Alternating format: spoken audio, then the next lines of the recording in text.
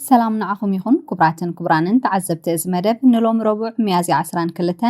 كلتا شحن عسران شدشتن زدالو زيناتات حيزنا لكم قريبنا لنا سناي مكتتال دونالد ترامب مس إيران نزتقبرو علم قراز تقسي آناوي حوام زاقارديان لوم ربع عبزوت اوز أبزاب بريزدانت دونالد ترامب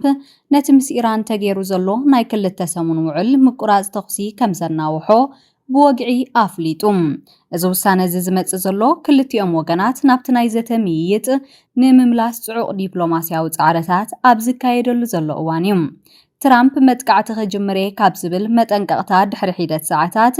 إيراناويان ناي سلام حسابهم كساب زغربو اتمو قراز تخصي كتأنح مخانو قليس اللهم ترامب أبت تروز سوشال استبهاله محبراو مراخبيو كمزز أحفو منقست إيران أوشتو تقمامعو بمهلاون بحطو تهدرا وحلاف باكستان عاصم منيرن قداماي منيستر شهباز شريفن مسرت اتمتقعتي نجيزيو كدناغو تسمامعلهم يخون امبر أمريكا نتقابل الودبات إيران زقبرتو ناي بحر عطوا كمتقصلون سراويتا دما نزخون وتهدراو سكمتي دلو كوينو كتصبه مخانون أهتنكيقلهم إذا ناي ترامب هاندبتاوي ناي كايدا لوتي كاب وغن إيران صنوع تقاومو قتيمو اللهم ناي إيران بارلاما آفو قبائن محمد باقر قالي بافنة ناي جيزي من نواح نهاندبتاوي متقعت جيزين معداق زيتا قبرو ديتيو كبل ناتيقوو أبوشت إيران زلو ناي سلطان مسححاب بفلاي دما اتوم حيالات سخونو أززت ناي إسلاماو مكل خال سراويت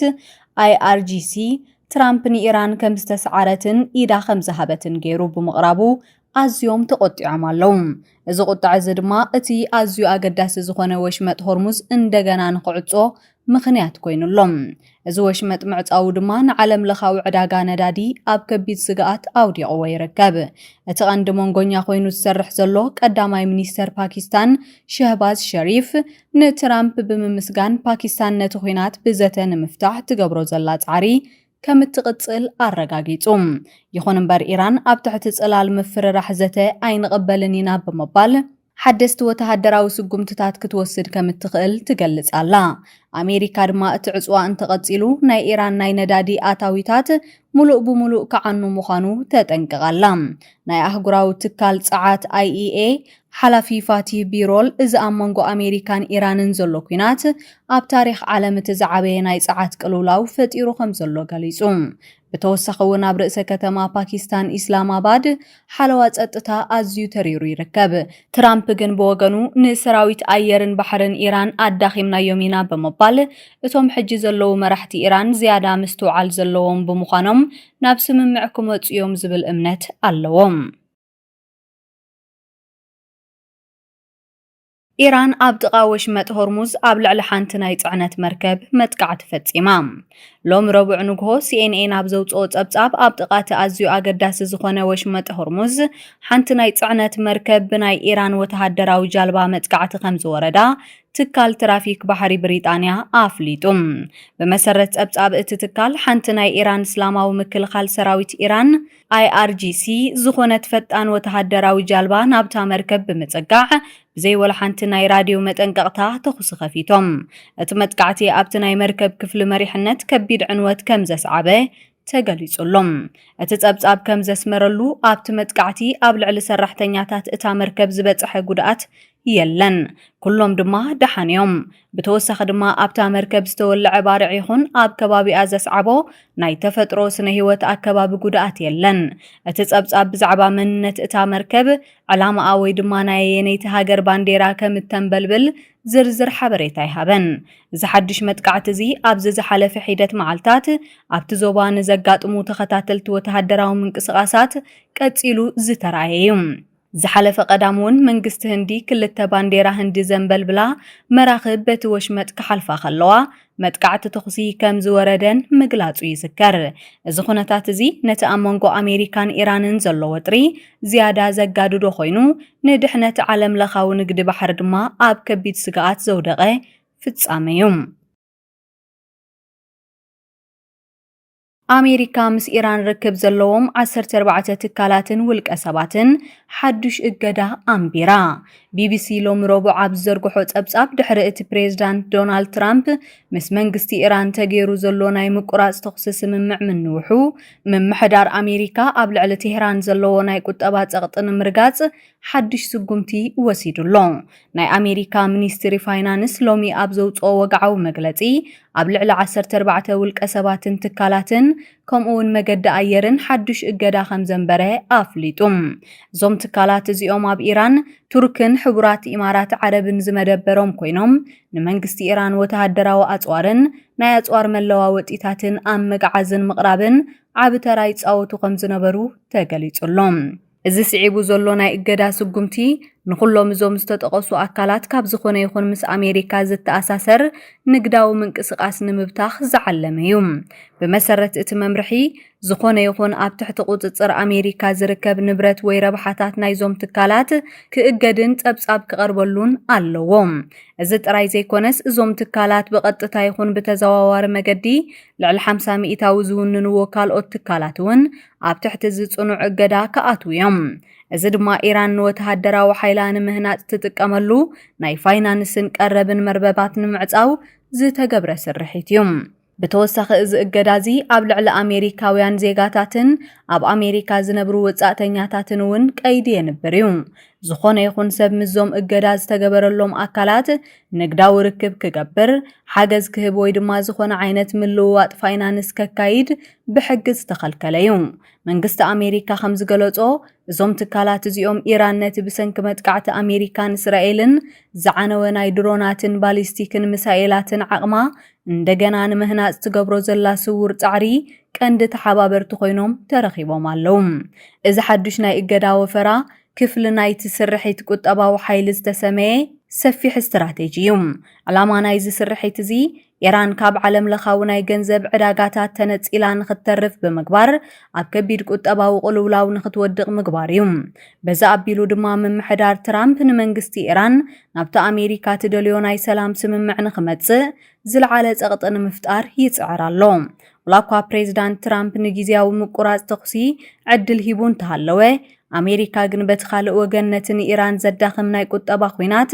ብዝለዓለ ወጥሪ ትቕጽሎ ከም ዘላ ዘርኢ እዩ እዚ ስጉምቲ እዚ ኢራን ነቲ ዝዓነወ ወተሃደራዊ ዓቕማ ንምሕዳስ ግዜ ከይረኸበት ብቁጠባ ተዳኺማ ናብ ናይ ዝርርብ ጠረጴዛ ንኽትመጽእ ዝተሓለነ ስትራቴጂካዊ ስጉምቲ እዩ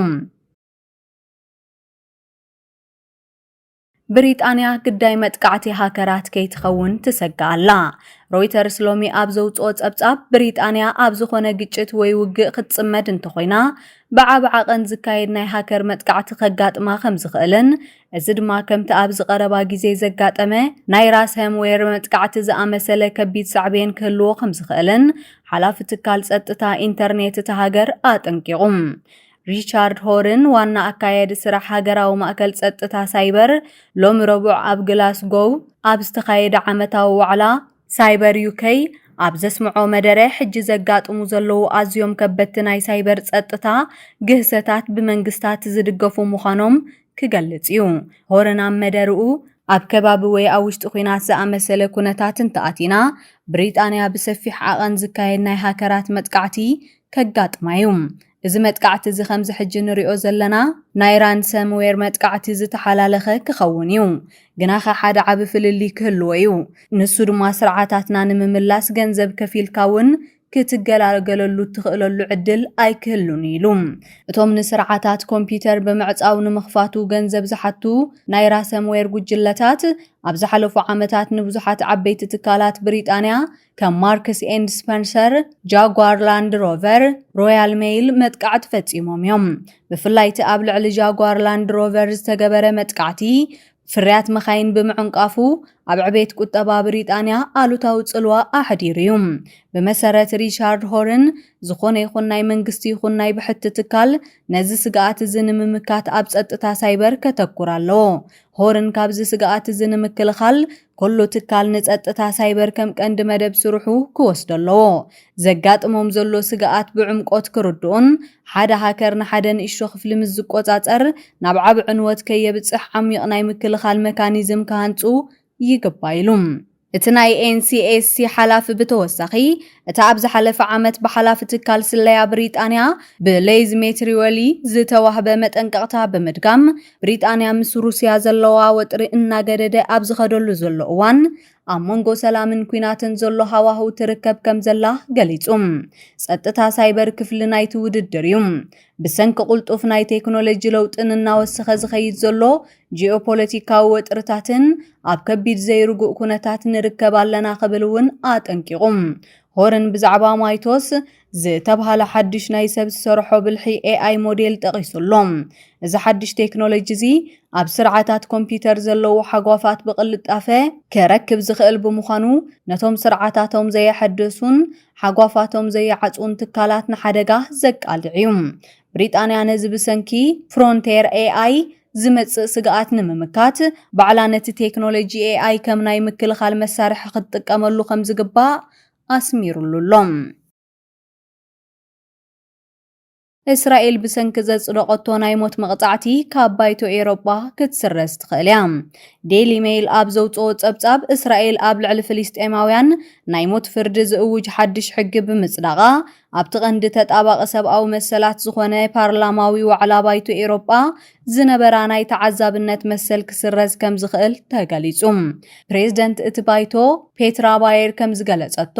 ኣብ ሓደ ናይ ሰብኣዊ መሰላት ዝጣበቕ ኣካል ኤውሮጳዊ ትካል ተዓዛቢ ኮንካ ንምቕጻል ናይ ሞት ፍርዲ ዘይምጥቃም ከም ግዴታ ዝረአ ቅድመ ኩነት እዩ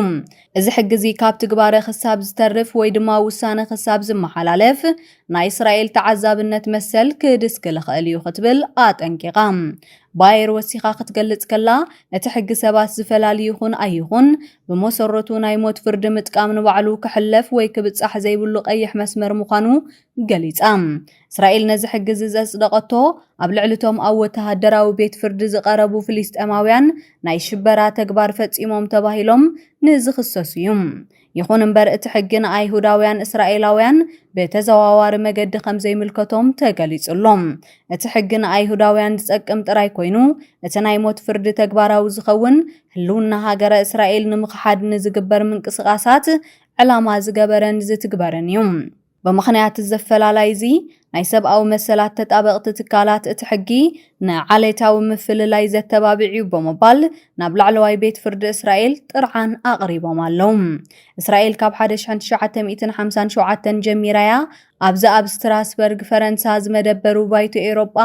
ናይ ተዓዛብነት ቦታ ሒዛ ጸኒሓ እዚ ትካል እዚ ን46 ሃገራት ዘጣመረ ኮይኑ ንቤት ፍርዲ ሰብኣዊ መሰላት ኤውሮጳ